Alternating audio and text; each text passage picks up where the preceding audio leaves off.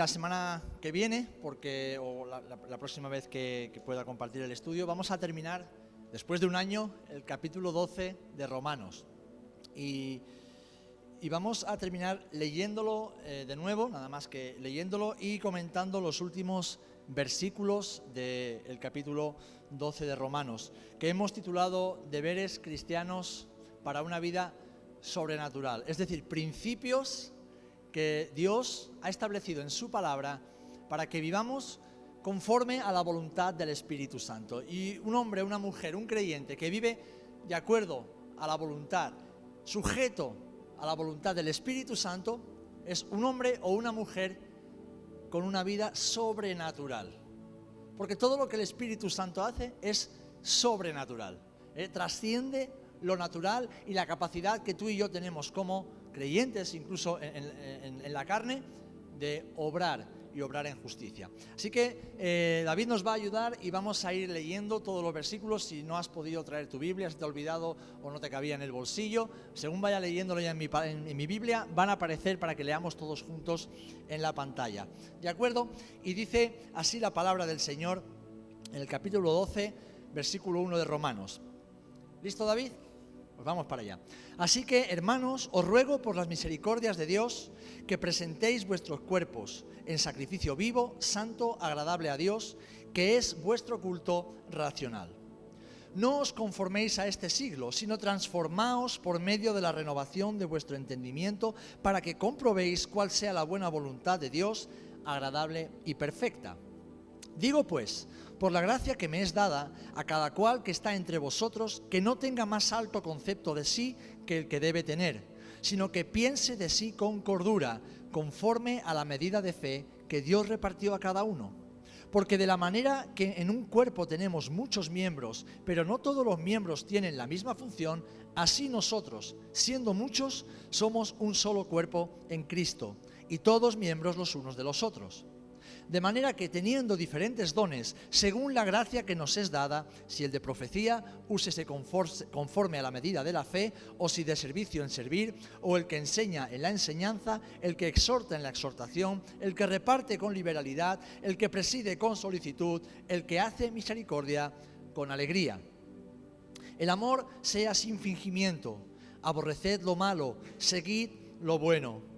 Amaos los unos a los otros con amor fraternal, en cuanto a honra, prefiriéndoos los unos a los otros. En lo que requiere diligencia, no perezosos, fervientes en espíritu, sirviendo al Señor. Gozosos en la esperanza, sufridos en la tribulación, constantes en la oración. Compartiendo para las necesidades de los santos, practicando la hospitalidad. Bendecid a los que os persiguen, bendecid y no maldigáis, gozaos con los que se gozan, llorad con los que lloran. Unánimes entre vosotros, no altivos, sino asociándoos con los humildes, no seáis sabios en vuestra propia opinión. No paguéis a nadie mal por mal, procurad lo bueno delante de todos los hombres. Y ya entramos en lo que vamos a ver hoy. Si es posible, en cuanto dependa de vosotros, estad en paz con todos los hombres. No os venguéis vosotros mismos, amados míos, sino dejad lugar a la ira de Dios, porque escrito está, mía es la venganza, yo pagaré, dice el Señor. Así que, si tu enemigo tuviere hambre, dale de comer, si tuviere sed, dale de beber, pues haciendo esto, ascuas de fuego amontonarás sobre su cabeza. No seas vencido de lo malo, sino vence con el bien el mal. Amén. Que el Señor bendiga su palabra. Bien, como decía, hemos tardado casi un año en estudiar este pasaje, pero creo que no nos bastaría una vida entera dedicados a este capítulo 12 de Romanos, porque como decía hace un instante, vivir plenamente estos principios que Dios nos deja en su palabra es una cuestión de vida, es una vida entera, esforzándonos en la gracia y sobre todo aprendiendo a vivir en sujeción al Espíritu Santo y por lo tanto una vida sobrenatural. En la última ocasión, es decir, antes del verano, estuvimos viendo el versículo 17, que fue el último que estudiamos, y hablaba acerca de la venganza, hablaba acerca de no devolver el mal que nos hayan hecho, sino de hacer siempre lo bueno delante de todo el mundo, creyentes y no creyentes. Y fijaros, el siguiente versículo está enlazado, no termina el discurso de Pablo. Y dice, si es posible, versículo 18, David, por favor, en cuanto dependa de vosotros, estad en paz con todos los hombres. Esto es un gran desafío para cada creyente, ¿verdad? Y en algunos casos diríamos que es incluso difícil de poner en práctica. Pero este llamado es un llamado universal para todo creyente de toda época y de todo lugar, incluso para los creyentes que hoy viven situaciones, desgraciadamente, de guerra. Somos llamados, como bien oraba Chiqui hace un instante, a ser pacificadores, hombres y mujeres de paz en todo momento. Aunque, y aquí hago un paréntesis, debemos saber que hay personas en el mundo con las cuales no podemos tener paz.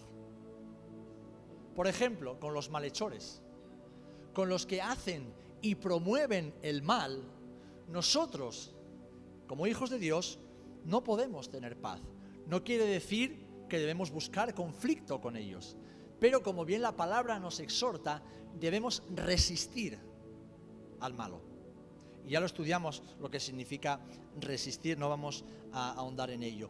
Es decir, debemos resistir a aquellos hombres y mujeres que voluntaria e intencionalmente hacen mal contra el prójimo. Promueven, practican y incitan a otros a hacer el mal contra el prójimo. Un creyente nunca puede caminar junto a un corrupto, junto a un abusador, junto a alguien que promueve la injusticia, junto a alguien que se opone directamente contra Dios y su palabra por medio de su vida y de sus hechos. Como hijos de Dios somos llamados a resistir todo mal y a quienes lo practican y lo promueven, porque el que practica, el que promueve e incita a otros al mal, ese es un enemigo de Cristo, es un enemigo de la Escritura. Y aquí, como digo, Pablo no está hablándonos de pelearnos y andar en conflictos, meternos en historias con los incrédulos que, debido a que viven en pecado por causa de la incredulidad y la ceguera espiritual, no pueden hacer otra cosa. Alguien que no ha nacido de nuevo en Cristo no puede hacer las obras de Cristo. Alguien que no ha sido renovado por medio del Espíritu Santo, que no tiene la mente de Cristo, aunque quiera, no tiene la capacidad de obrar en justicia. Y esto no quita de que haya buenas personas. Hay buenas personas en el mundo, aunque sabemos también que el infierno está lleno de buenas personas, porque el cielo no se va por ser bueno, se va por confesar a Cristo como Señor, arrepentirnos y confesar nuestros pecados y vivir una vida en la esperanza que Cristo nos ha dado. Amén. Así que no está hablando el apóstol de que debamos buscar pelea y gresca y conflicto con los incrédulos. Lo que el apóstol quiere decir es que debemos, dentro de esa búsqueda de paz con todos los hombres, especialmente con los hermanos y con los que tenemos cerca, es resistir a los que se oponen y entorpecen la obra de Dios. Aquellos que resisten, se oponen y entorpecen la obra de Dios. Y tenemos un ejemplo muy claro en el apóstol Pablo en la isla de Pafos. En Hechos capítulo 13, versículo 8, vemos un momento en la vida de Pablo que es muy llamativo por lo espectacular, pero que reafirma esto que Pablo está enseñándole a los romanos. Y qué curioso, yo esto lo tenía preparado ya de hace algunas semanas y hoy orando digo, Señor, espero que esta sea la palabra que debemos compartir en esta tarde. Y de repente, ahí bichando hace un rato antes del culto en las redes sociales, Robert Manford, que era nuestro profesor de teología, me manda un vídeo desde la isla de Pafos. Y digo, no puede ser, está de vacaciones con su esposa y justamente en la isla de Pafos. Digo, Señor, tus caminos son inescrutables y tu forma de hablar a veces es muy rara, Pero bueno, por lo menos me trajo paz al corazón y después con la oración de Chiqui somos pacificadores, que tengo este versículo aquí apuntado para después. Digo, vale, Señor, estamos en la onda, de esto tenemos que compartir en esta tarde. Pero dice así el Hechos capítulo 13, versículo 8 en adelante. Fijaros, y habiendo atravesado toda la isla hasta Pafos, hallaron a cierto mago, falso profeta judío llamado Barjesús, que estaba con el procónsul Sergio Paulo, varón prudente. llamando a Bernabé y a Saulo, deseaba oír la palabra de Dios, pero le resistía Elimas, es decir, Barjesús, el mago, que así se traduce su nombre, procurando apartar de la fe al procónsul. Aquí vemos a un hombre, a una persona que se estaba oponiendo a la obra de Dios. Alguien que estaba resistiendo y activamente intentaba apartar de la salvación a este tal Sergio, este procónsul. Entonces Saulo, que también es Pablo, lleno del Espíritu Santo, dijo, fijando los ojos en él: oh, lleno de todo engaño y de toda maldad, hijo del diablo, enemigo de toda justicia, ¿no cesarás de trastornar los caminos rectos del Señor?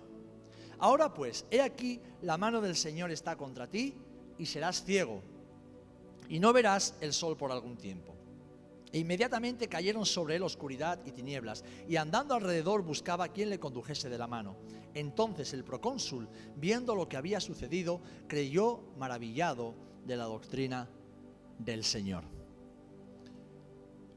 Pablo nos está diciendo que debemos buscar la paz para con todos los hombres. Pero Pablo lo está diciendo en un contexto en el cual sabe que como hijos de Dios, como hijos de luz, como hijos de verdad, como hijos de la justicia de Dios, nos encontramos en un mundo que se opone. Y por lo tanto, esa paz es imposible con algunos tipos de personas. ¿Por qué? Porque la luz y las tinieblas no pueden comulgar, no pueden cohabitar, no pueden caminar juntas. Ahora bien, Pablo confrontaba a los enemigos de Dios y del Evangelio guiado por el Espíritu Santo y bajo la unción de su poder sobrenatural. Por eso decía antes que no debemos meternos en guerras donde el Señor no nos mete, y sobre todo que no debemos hacerlo en la carne ni a nuestra manera. Porque esta guía del Espíritu y este poder del Señor no pueden ser imitados. No podemos imitar el poder de Dios. No podemos aparentar que estamos siendo guiados por el Espíritu Santo cuando no lo somos. Y tenemos un ejemplo en Hechos también, en el capítulo 19, cuando el apóstol Pablo estuvo durante 2 años en Éfeso. Leemos, dice que y hacía Dios milagros, a partir del versículo 11, extraordinarios por mano de Pablo.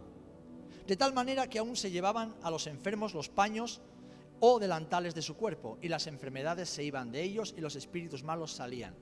Y aquí tenemos otro pero. Pero algunos de los judíos, exorcistas ambulantes, intentaron invocar el nombre del Señor Jesús sobre los que tenían espíritus malos, diciendo: os conjuro por Jesús, el que predica Pablo. Había 7 hijos de un tal Esceva, judío, jefe de los sacerdotes, que hacían esto. Es decir, personas religiosas, personas que conocían la ley, conocían el Tanaj, es decir, la Biblia hebrea, y que vieron a Pablo, un rabino judío, obrando milagros y maravillas por el poder del Espíritu Santo. Así que dijeron, pues si él puede, nosotros también. Pero, fíjate, respondiendo el espíritu malo dijo: a Jesús conozco y sé quién es Pablo, pero vosotros, ¿quiénes sois? Y el hombre en quien estaba el espíritu malo, saltando sobre ellos y dominándolos, pudo más que ellos, de tal manera que huyeron de aquella casa desnudos y heridos.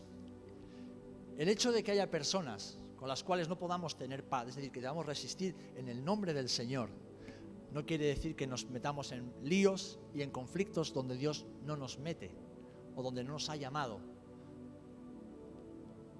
Hace muchos años estaba orando por una persona que estaba oprimida espiritualmente, con una opresión salvaje, y que ni siquiera estaba en mi país, estaba en otro país. Yo lo sabía por alguien muy cercano a esta persona.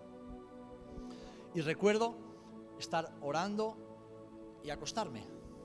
Y mientras dormía, el Señor me dijo: levántate y sigue orando. Sigue orando porque los espíritus inmundos están atacando a este hombre. Así que me levanté, salí, estaba en el seminario, salí al pasillo, y a oscuras, en el pasillo, en el hall de entrada, me puse a orar, a clamar, a interceder, a reprender en el nombre del Señor. Y de repente, alguien se puso a mi lado y me dijo: pero ¿cómo te atreves? Llevo años atormentando a esta persona. ¿Quién eres tú? Y el espíritu inmundo repitió estas mismas palabras. Yo conozco a Jesús. Yo conozco que estás pensando en Pablo y en la historia de Pablo. Pero ¿tú quién eres? Y recuerdo que en ese momento me asusté. Lo reconozco, me asusté. Porque también me acordé de lo que les pasó a estos hombres. Pero el Espíritu Santo me dijo, tú eres mío.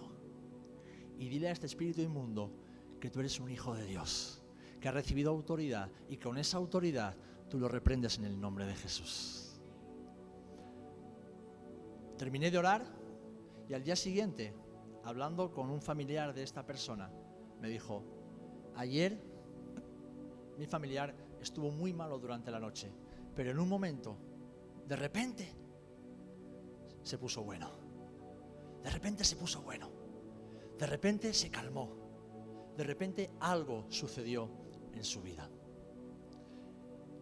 ¿Qué quiero decir con esto? Que nuestra batalla no es contra carne ni contra sangre.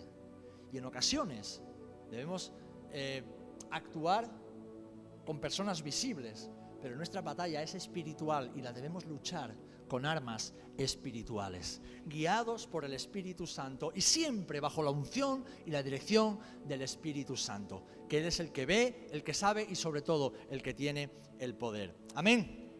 Así que, como digo, jamás debemos involucrarnos en un conflicto en el que Dios no vaya a ser glorificado. Dios siempre quiere glorificarse en medio de nuestras vidas y también, incluso cuando buscando la paz, debemos confrontar en el nombre del Señor. Así que en este versículo 18 recibimos una instrucción que es general, pero dice, si es posible. Si es posible. Lo digo porque a veces tenemos un mal concepto de esta búsqueda de paz. Y creemos que debemos tener paz con todo el mundo. Hay otros que creen que tienen que tener guerra con todo el mundo, pero eso es un caso aparte. Los que están peleados con todo el mundo son un caso aparte. Pero a veces hay esta falsa espiritualidad de que debemos estar siempre callados, ser como, no, el Señor dice que ponga la otra mejilla. Ya, pero ¿en qué contexto el Señor te dice que pongas la otra mejilla? El Señor me dice que sea manso y humilde. Bueno, Jesús era manso y humilde. Y cuando Jesús tuvo que coger un hato de cuerdas y echar a los ladrones de la casa del Señor, a Jesús no se le cayeron los anillos por hacer eso y por ello no pecó. Cuando Jesús venían a Él para tentarlo, para ver si lo podían atrapar en alguna contradicción, el Señor los confrontó. ¿Pero cómo lo hizo? Siempre con amor, con misericordia y con autoridad, porque Él resistió a los malos, resistió a los que se oponían a la obra de Dios, a los que se oponían al reino de Dios que había sido enviado entre los hombres. Y lo hizo siempre para la gloria de Dios. De hecho, Jesús lo dice en el Evangelio de Juan, capítulo 5, versículos 19 y 20. Dice, yo no hago nada por mi propia cuenta. Pues todo lo que hago es lo que le he visto hacer al Padre. Es decir, Jesús, en su humanidad, en su encarnación, Él reflejaba físicamente, visualmente, aquello que Él veía hacer al Padre. Y el Padre, que es un Padre bueno, santo, justo y perfecto, también resiste al malo y al que se opone a su obra y a su voluntad. Ahora bien, si es posible, siempre que esté en nuestra mano, siempre que glorifique al Señor, siempre que sea con el fin de buscar la paz, la unidad, la comunión y sobre todo que el Espíritu de Dios se mueva con libertad y en armonía entre nosotros, debemos buscar la paz y estar en paz con todos los hombres. Amén. Amén. Porque como hijos de Dios somos llamados a hacer todo lo posible a tener paz y a vivir en paz. Porque la Biblia nos enseña que haciéndolo somos bienaventurados. Y Chiqui ha orado este versículo que encontramos en Mateo capítulo 5, versículo 9. Bienaventurados los pacificadores, porque ellos serán llamados hijos de Dios. Pero además de la bienaventuranza tenemos la promesa. El Señor promete bienaventuranza, promete bendiciones especiales y hermosas a quienes promueven la paz, a quienes viven en paz, a quienes buscan la paz, a quienes transmiten la paz que Jesús les ha dado. Dice el Salmo 37, versículo 37, considera al íntegro y mira al justo, porque hay un final dichoso para el hombre de paz. Hay un final feliz para el hombre de paz. No obstante, quiero terminar este versículo resaltando algo que, viendo que hemos hablado de resistir al malo, es importante que tengamos claro. En la iglesia, en la comunión de los santos, en la casa de Dios, siempre y sin excepción debe haber paz. Siempre debe haber paz. ¿Y por qué digo esto? Porque a veces se nos olvida.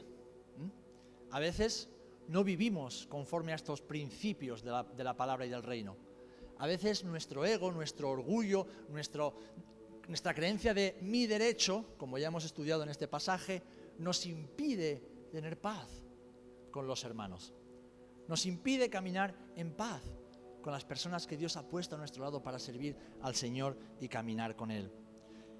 Pablo a los Romanos, un poquito más adelante, en el capítulo 14, verso 19, dice: así que sigamos lo que contribuye a la paz y a la mutua edificación. ¿Qué está diciendo? Así pues, hagamos todo aquello, persigamos todo aquello, caminemos en esas obras que contribuyen a la paz. Y esto requiere que tú y yo, aún teniendo razón, nos humillemos. Esto requiere que tú y yo, aún habiendo sido agraviados, ofendidos o molestados por algún hermano o alguna hermana, perdonemos y pasemos página.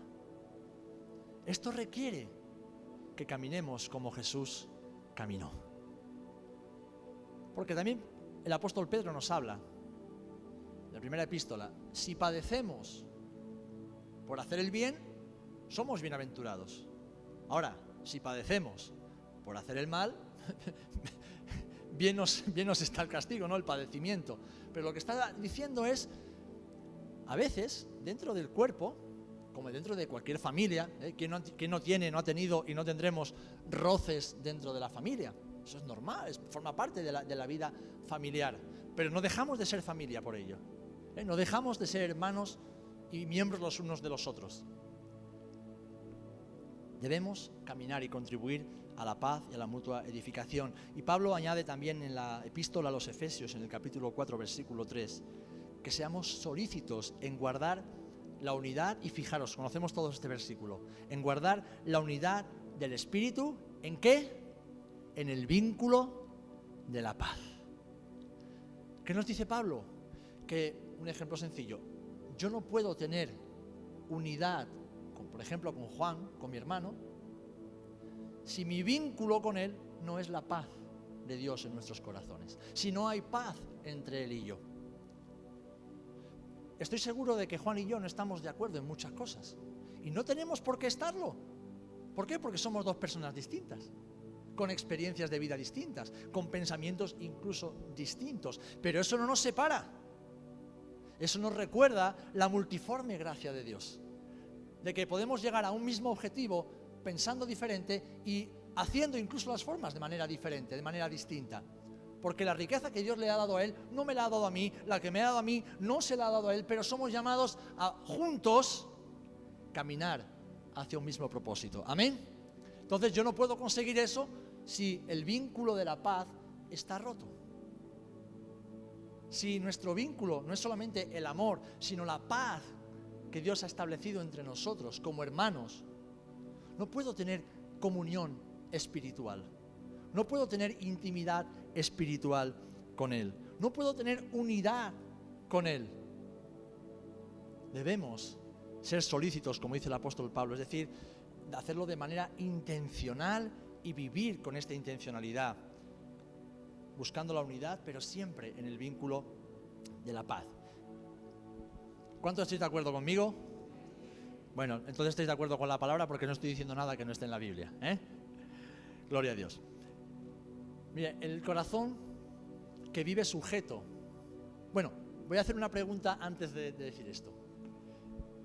¿Cuál es una de las expresiones que el profeta Isaías utiliza para referirse al Mesías en Isaías capítulo 9? El príncipe de paz. El príncipe de paz. Porque Jesús vino a traer paz entre el hombre y el Padre. Jesús vino a traer paz entre dos pueblos, el judío y el gentil. Pero Jesús vendrá a establecer una paz que será eterna y duradera, durante 1000 años aquí en la tierra y después en su reino celestial. Él es el príncipe de paz. Así que, si Él es el príncipe de paz, pero además es tu Señor, es mi Señor, es tu dueño, es mi dueño, es tu maestro, es mi maestro, es el que nos enseña, es el que nos instruye y es nuestro ejemplo supremo de vida, y Él es el príncipe de paz. Un corazón, una vida que vive sujeta al príncipe de paz, una vida que vive en obediencia al príncipe de paz, una vida, un corazón, un hombre, una mujer que vive siguiendo el ejemplo del príncipe de paz, será alguien que vivirá y promoverá la paz y la unidad en medio de la casa de Dios. Amén. ¿Quieres reconocer a un cristiano lleno del Espíritu Santo? Pues no te fijes en que habla mucho o habla poco en lenguas. Tampoco te fijes mucho en si profetiza o no profetiza en el cuerpo. Tampoco en si predica con excelencia y con una gran oratoria. No. Fíjate en cómo camina en medio de la casa de Dios y cómo camina cuando está en el mundo. Fíjate en la paz con la que vive, la paz con la que habla, la paz con la que se relaciona dentro y fuera de la iglesia. La paz es una de las manifestaciones del fruto del Espíritu Santo. Así que para poder manifestar esa paz que Jesús nos ha dado, para vivir en esa paz que se contagia, que es casi como un virus, que contamina a otros, a que todos conocemos personas que dicen: ¡wow, qué paz me transmite este hermano! Podría estar aquí junto a él, hablando o escuchándolo, o sencillamente estando con esta hermana, con este hermano, durante horas. ¡Qué paz transmite! ¿Con qué paz afronta las situaciones, incluso aquellas que son dramáticas? ¿Con qué paz habla? ¿Y con qué paz recibe incluso la ofensa y el daño? Este es un hombre, una mujer que está lleno del Espíritu Santo. Un hombre y una mujer que edifica el cuerpo. Un hombre y una mujer que no va buscando enemigos, sino que sabe que todos los de la casa, aquellos que son realmente hijos e hijas de Dios, son sus amigos, porque son amigos de su Maestro.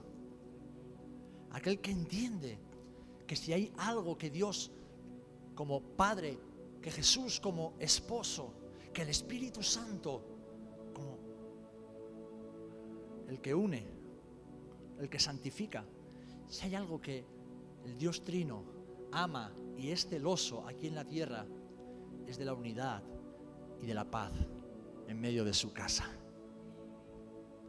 Así que lo que el apóstol Pablo nos está diciendo: si es posible, tened paz con todos los hombres. Con los de fuera no siempre es posible, con los de dentro sí es posible. Con los de la casa sí es posible, porque somos hijos de un mismo Padre. Hay un mismo Espíritu en cada uno de nosotros. Por lo tanto, debemos caminar solícitos, buscando todo aquello que une y desechando todo aquello que separa. Amén. El que manifiesta el fruto del Espíritu y el fruto de la paz es un pacificador en su hogar, con sus hermanos y en medio de la sociedad. Amén.